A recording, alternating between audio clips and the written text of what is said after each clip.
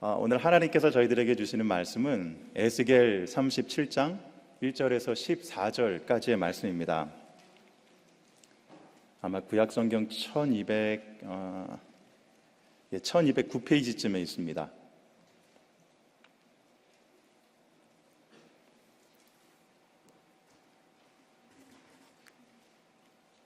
에스겔 37장 1절에서 14절까지의 말씀인데요, 다 찾으셨으면 자매님들과 형제님들이 한 절씩 교독하도록 하겠습니다. 읽기를 시작합니다. 여호와께서 권능으로 내게 임재하시고 그의 영으로 나를 데리고 가서 골짜기 가운데 두셨는데 거기 뼈가 가득하더라. 나를 그 뼈 사방으로 지나가게 하시기로 본즉 그 골짜기 지면에 뼈가 심이 많고 아주 말랐더라. 그가 내게 이르시되 인자야, 이 뼈들이 능히 살 수 있겠느냐 하시기로 내가 대답하되 주 여호와여, 주께서 아시나이다. 또 내게 이르시되 너는 이 모든 뼈에게 대언하여 이르기를 너희 마른 뼈들아, 여호와의 말씀을 들을지어다. 주 여호와께서 이 뼈들에게 이같이 말씀하시기를 내가 생기를 너희에게 들어가게 하리니 너희가 살아나리라. 너희 위에 힘줄을 두고 살을 입히고 가죽으로 덮고 너희 속에 생기를 넣으리니 너희가 살아나리라. 또 내가 여호와인 줄 너희가 알리라 하셨다 하라. 이에 내가 명령을 따라 대언하니 대언할 때에 소리가 나고 움직이며 이 뼈 저 뼈가 들어맞아 뼈들이 서로 연결되더라. 내가 또 보니 그 뼈에 힘줄이 생기고 살이 오르며 그 위에 가죽이 덮이나 그 속에 생기는 없더라. 또 내게 이르시되 인자야, 너는 생기를 향하여 대언하라. 생기에게 대언하여 이르기를 주 여호와께서 이같이 말씀하시기를 생기야, 사방에서부터 와서 이 죽음을 당한 자에게 불어서 살아나게 하라 하셨다 하라. 이에 내가 그 명령대로 대언하였더니 생기가 그들에게 들어가매 그들이 곧 살아나서 일어나 서는데 극히 큰 군대더라. 또 내게 이르시되 인자야, 이 뼈들은 이스라엘 족속이라. 그들이 이르기를 우리의 뼈들이 말랐고 우리의 소망이 없어졌으니 우리는 다 멸절되었다 하느니라. 그러므로 너는 대언하여 그들에게 이르기를 주 여호와께서 이같이 말씀하시기를 내 백성들아, 내가 너희 무덤을 열고 너희로 거기에서 나오게 하고 이스라엘 땅으로 들어가게 하리라. 내 백성들아, 내가 너희 무덤을 열고 너희로 거기에서 나오게 한즉 너희는 내가 여호와인 줄 알리라. 내가 또 내 영을 너희 속에 두어 너희가 살아나게 하고 내가 또 너희를 너희 고국 땅에 두리니 나 여호와가 이 일을 말하고 이룬 줄을 너희가 알리라. 여호와의 말씀이니라. 아멘. 지난주에 오클랜드의 이 교육자 회의를 위하여 이렇게 오면서 봄의 기운을 많이 느낄 수 있었습니다. 봄을 맞이하는 나무와 또 숲의 모습을 보며 또한 사람들의 옷차림과 표정을 보며 이 자연계를 뒤덮는 부흥의 기운을 느낄 수가 있었습니다.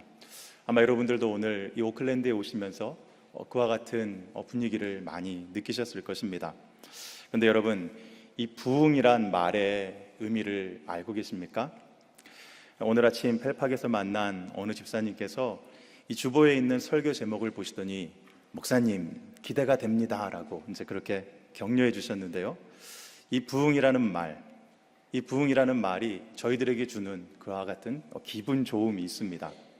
하지만 부흥이라는 말이 왠지 나와는 거리가 먼 것이라 생각할 때도 있습니다. 왜냐하면 많은 경우 우리는 교회의 성장만을 부흥이라고 국한하여 생각하기 때문입니다. 물론 그것이 틀렸다고는 할 수는 없지만 부흥은 더 넓은 의미를 가지고 있습니다. 부흥이란 다시 사는 것을 말하는 것입니다. 그러니까 죽었던 것이 다시 살아나는 것, 이제 그것이 부흥입니다. 하나님을 향하여 묻어진 우리의 영혼의 센서가 다시 살아나는 것이 부흥입니다. 그리고 대화가 단절된 가정의 소통과 관심, 그리고 하나님의 사랑으로 충만하여 가족 간에 더욱더 화목함이 살아나는 것이 부흥이라고 할 수 있습니다.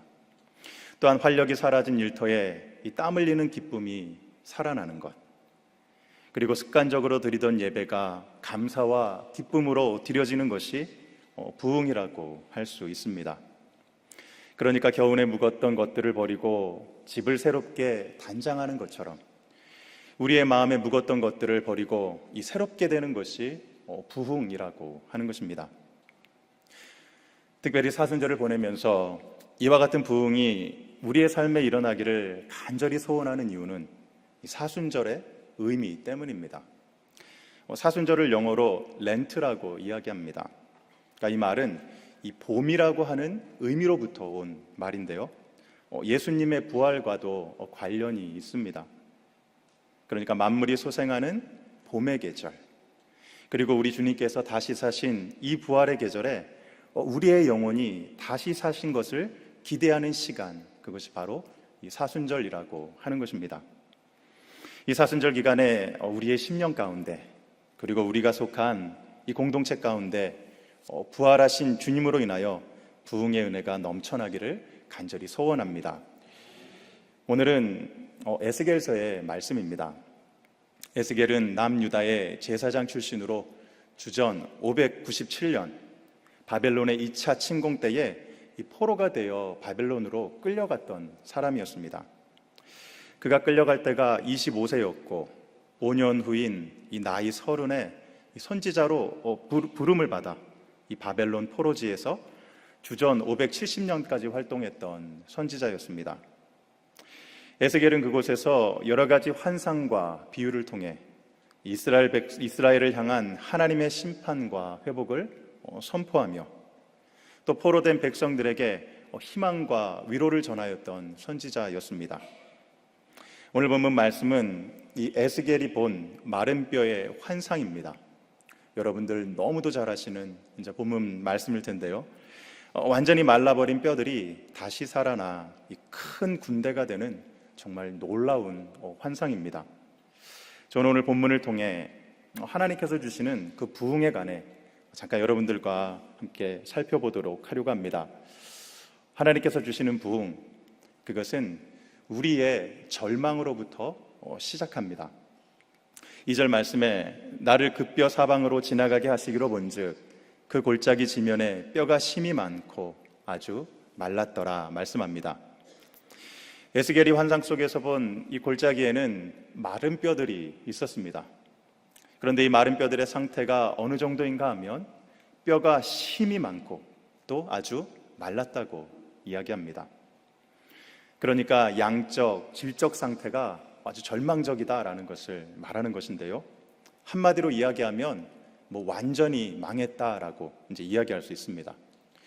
그리고 이 뼈들은 이스라엘 족속을 상징하는 것입니다. 11절이 이렇게 말씀합니다. 또 내게 이르시되 인자야 이 뼈들은 이스라엘 온 족속이라. 그들이 이르기를 우리의 뼈들이 말랐고 우리의 소망이 없어졌으니 우리는 다 멸절되었다 하느니라. 골짜기 안에 가득했던 뼈들은 이스라엘 온 족속을 가리킨다고 말씀합니다.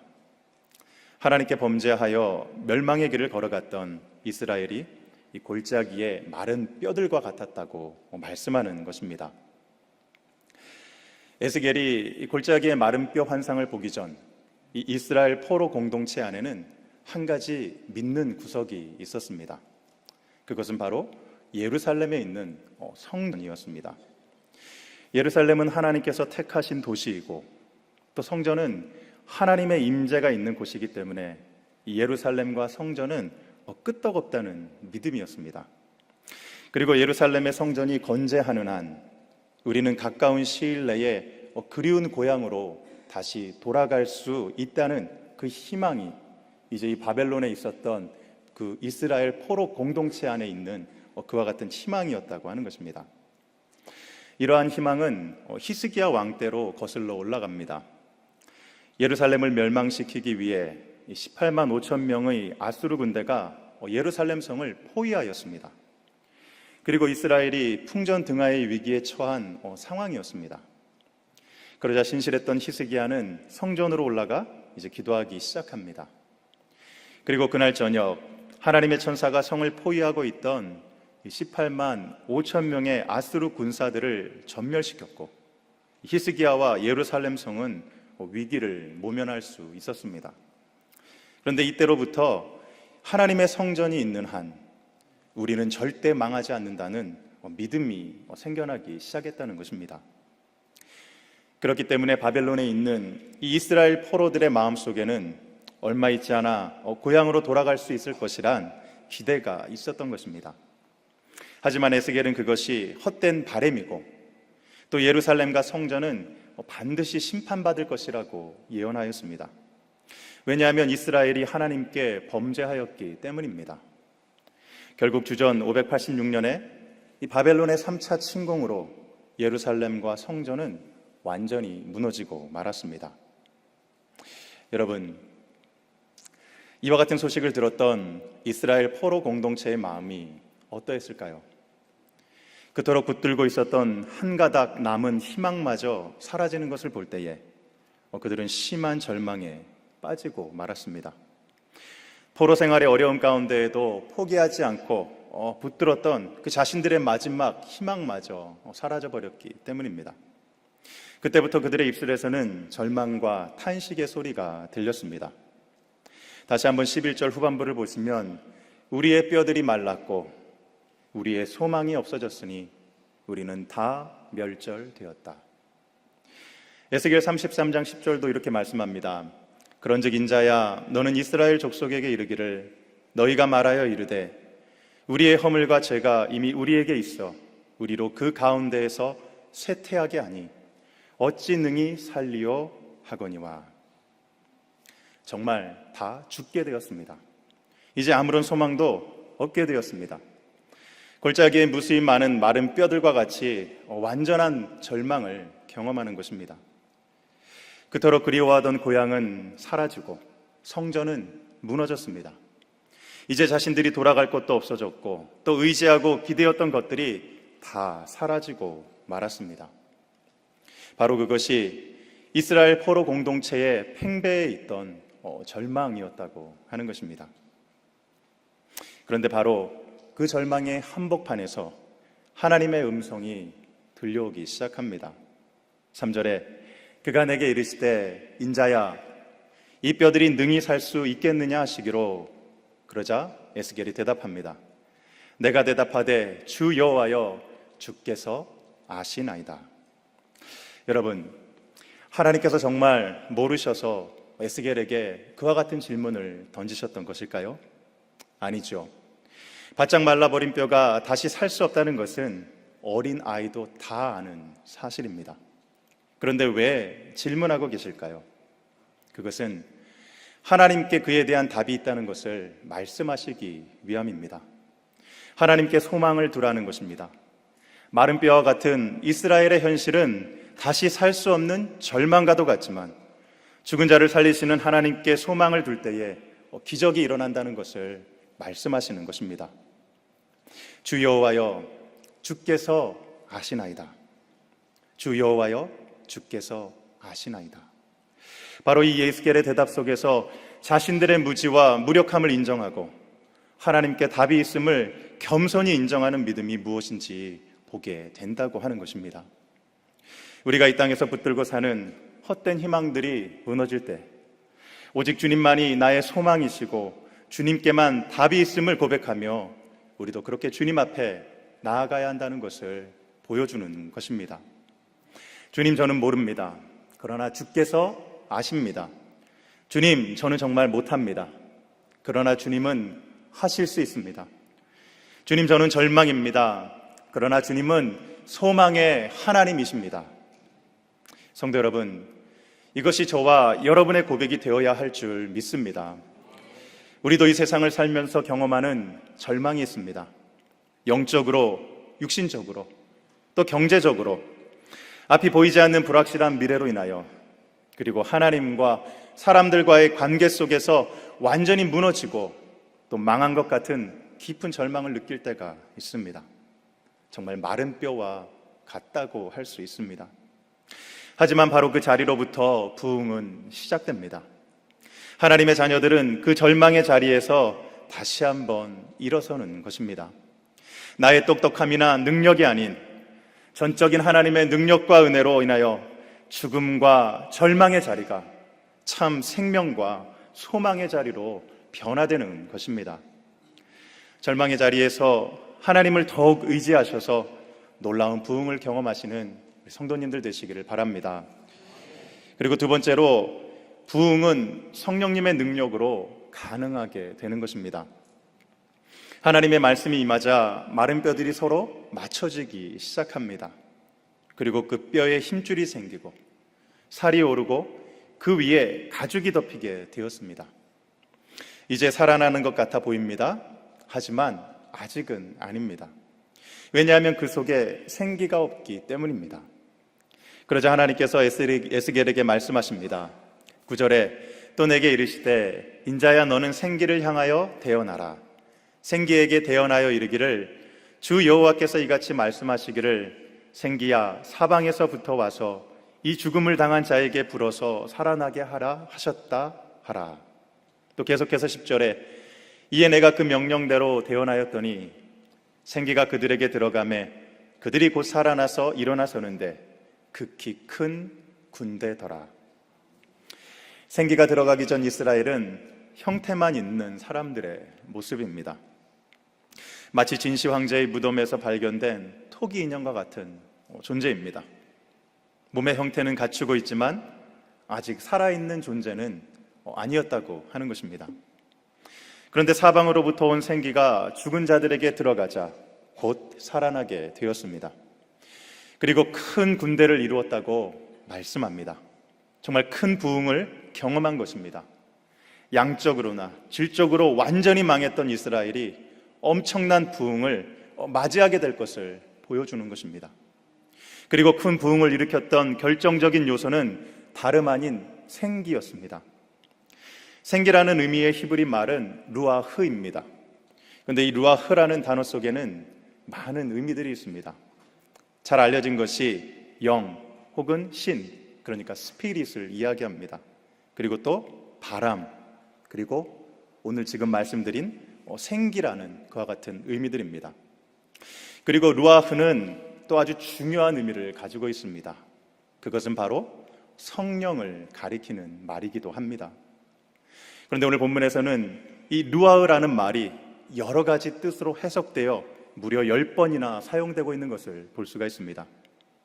그러니까 오늘 본문 속 이 부흥의 메시지 속에서 가장 강조되고 있는 것은 바로 성령의 역할입니다. 성령의 임재, 성령의 역사가 없이는 결코 다시 살아나는 기적은 일어나지 않는다는 것입니다. 아무리 뛰어난 외형을 갖춘 개인이나 가정이나 심지어 교회 공동체라 할지라도 성령의 임재가 없다면 영적으로 죽은 것이나 마찬가지입니다. 하지만 성령의 임재가 있는 개인과 가정과 교회는 살아있는 공동체입니다. 또한 새롭게 변화되어 갑니다. 성령은 살리는 영이고 또한 창조의 영이시기 때문입니다. 시편 104편 30절은 이렇게 말씀합니다. 제가 세 번역으로 읽어드리겠습니다. 주님께서 주님의 영을 불어넣으시면 그들이 다시 창조됩니다. 주님께서는 땅의 모습을 다시 새롭게 하십니다. 성도 여러분, 성령께서 우리 각 사람의 심령과 우리의 가정과 또한 이 교회 공동체 위에 충만히 임하여 주시기를 간구하시기 바랍니다. 그래야 새롭게 창조하시고 새롭게 변화시켜 주시는 성령의 능력을 날마다 경험하시는 여러분들 되시기를 바랍니다. 에스겔이 마른 뼈와 생기를 향하여 대언하였을 때에 다시 사는 부흥이 일어났습니다. 특별히 오늘날 영적으로 죽어가고 무기력해지는 이 현대 교회를 다시 살려내기 위해서는 성령의 바람이 교회 안으로 다시 들어와야 합니다. 저와 여러분 모두가 에스겔처럼 이 교회를 향하여 그리고 영적으로 죽어있는 각 사람들에게 성령이 임하시기를 선포하여야 할 것입니다. 그럴 때 오순절 마가의 다락방에 임하신 성령께서 다시 한번 우리 모두 위에 충만히 임하여 주실 것입니다. 믿음으로 담대히 선포하시는 우리 성도님들 되시기를 바랍니다. 그리고 끝으로 살펴볼 것은 하나님은 성령 충만한 한 사람을 통하여 공동체의 부흥을 이끌어 가신다는 것입니다. 앞서 말씀드린 대로 에스겔은 이 바벨론의 포로로 끌려갔던 사람이었습니다. 그 역시 포로지에서 다른 이들이 경험하는 동일한 어려움을 똑같이 겪었던 사람입니다. 바벨론 그발강가에서 운하를 건설하는 토목공사에 동원된 이스라엘 포로 공동체의 일원으로 함께 노역하였습니다. 그리고 조국의 현실을 생각하며 깊은 낙심 가운데 빠져있던 사람 중에 하나였다고 하는 것입니다. 하지만 에스겔에게 여호와 하나님의 권능과 말씀이 임하였을 때에 그는 어려운 환경 속에서도 하나님의 소망의 말씀을 대언하는 자가 되었습니다.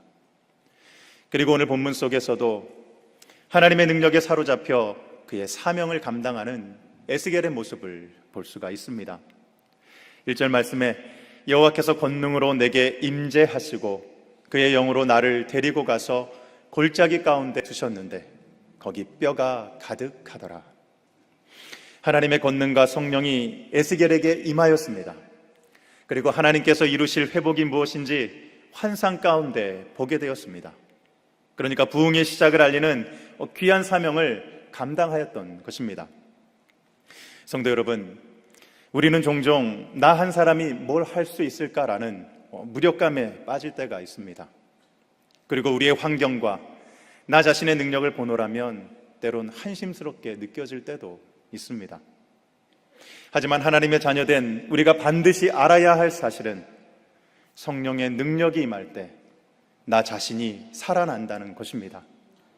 그리고 나를 통하여 일하시는 성령님으로 인해 우리의 공동체가 놀라운 부흥을 경험할 수 있다는 것입니다. 지금까지 교회사에 나타난 부흥의 이야기를 보면 성령으로 충만했던 소수의 사람들로부터 시작되었던 것을 볼 수가 있습니다.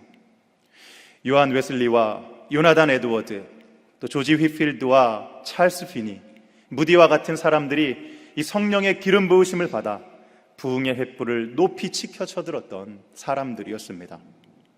성령의 충만함과 능력을 받고 성령의 충만함과 능력을 받은 사람들이 부흥의 불씨가 되어 잠자는 영혼들을 깨우고 또 교회를 변화시키고 더 나아가 사회와 국가를 변화시켰던 그와 같은 능력의 사람들이 되었던 것입니다.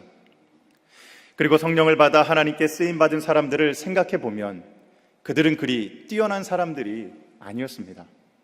인간적인 기준으로 보면 아쉬운 점이 더 많은 사람들이었습니다. 특별히 예수님의 제자들을 보면 그와 같은 것이 맞다는 생각이 많이 듭니다. 그들 대부분은 갈릴리 어부 출신들이었고 또 교육도 제대로 받지 못한 사람들이었습니다. 성격도 다 제각각이어서 다혈질인 사람, 의심 많은 사람, 이기적이고 욕심 많은 사람, 비겁한 사람들이었습니다. 더군다나 예수님께서 십자가에서 죽으실 때 예수님을 버리고 도망치기까지 한 제자들이었습니다.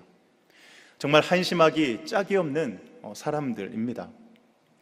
그런데 그와 같이 인간적인 연약함과 부족함이 많은 제자들에게 오순절 성령께서 강림하셨을 때에 그들은 모두 변화되었습니다. 그리고 그들이 가는 곳마다 담대히 복음을 전하였고 교회가 세워졌습니다. 환난과 핍박 속에서도 기뻐하고 감사하는 이들이 되었습니다. 그리고 복음을 증거하다 이제는 순교의 자리에까지 나아갔던 능력의 사람들이 되었다는 것입니다. 성도 여러분, 여러분들이 처한 환경이 어렵거나 여러분들의 능력이 작고 부족하다 하여 낙심하지 마시기 바랍니다. 성령께서 함께 하시고 능력 주시면 맡겨주신 사명을 잘 감당할 수 있습니다. 어차피 저희는 저희들의 힘으로 사는 인생이 결코 아닙니다. 하나님 주시는 능력으로 사는 사람, 그것이 바로 저와 여러분이라고 하는 것입니다. 그렇기에 성령의 능력이 임할 때에 우리 모두를 부흥의 일꾼으로 세워주실 것입니다. 나 한 사람을 통해 우리의 가정을 회복시키시고 또 나 한 사람을 통해 우리의 일터가 살아나고 또 교사 한 사람을 통해 우리의 교회 학교가 부흥하고 또 찬양팀 한 사람, 그리고 이 예배를 위해 섬기는 바로 그 한 사람, 또한 신령과 진정으로 예배하는 한 사람의 예배자를 통해 이 예배의 자리를 부흥시켜 주실 것입니다. 성령의 충만함, 성령의 역사를 사모하시고 기도하시기 바랍니다. 나를 살리시고 우리의 가정을 살리시고 우리의 교회와 우리의 일터를 살리시는 성령의 능력을 더욱 사모하실 수 있기를 바랍니다. 그리하여 이 사순절 기간에 성령으로 충만하여 개인과 가정과 또한 교회 공동체 가운데 놀라운 부흥의 역사를 이루어 가시는 저와 여러분 되시길 주님의 이름으로 간절히 축원합니다.